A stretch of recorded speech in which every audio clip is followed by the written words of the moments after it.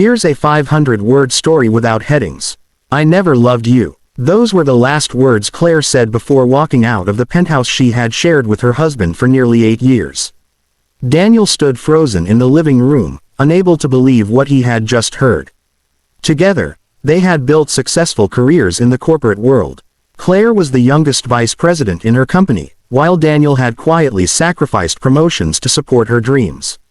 He watched the elevator doors close behind her. The apartment suddenly felt empty. Weeks passed. The divorce papers arrived quickly. Claire requested nothing except her freedom. Daniel signed them without argument. Friends assumed he would hate her forever. Instead, he buried himself in work, convincing himself that staying busy hurt less than remembering. 3 months later, he received an unexpected package. There was no return address. Inside sat a small wooden box. Beneath it was an envelope with Claire's handwriting. His hands trembled as he opened it. If you're reading this, it means I finally found the courage to tell you the truth.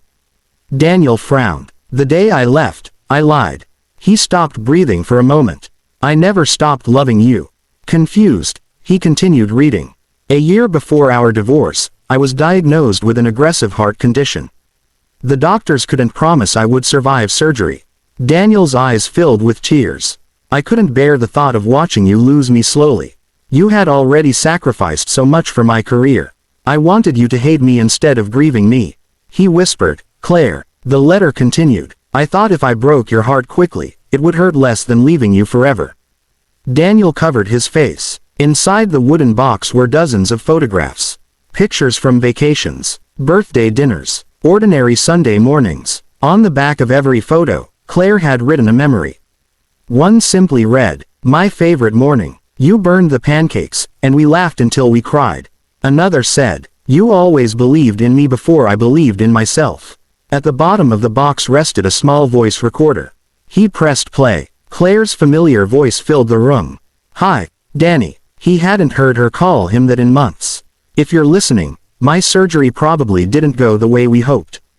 Her voice remained calm. "I know you're angry. You deserve to be." She paused. "But please don't spend your life wondering whether you were enough.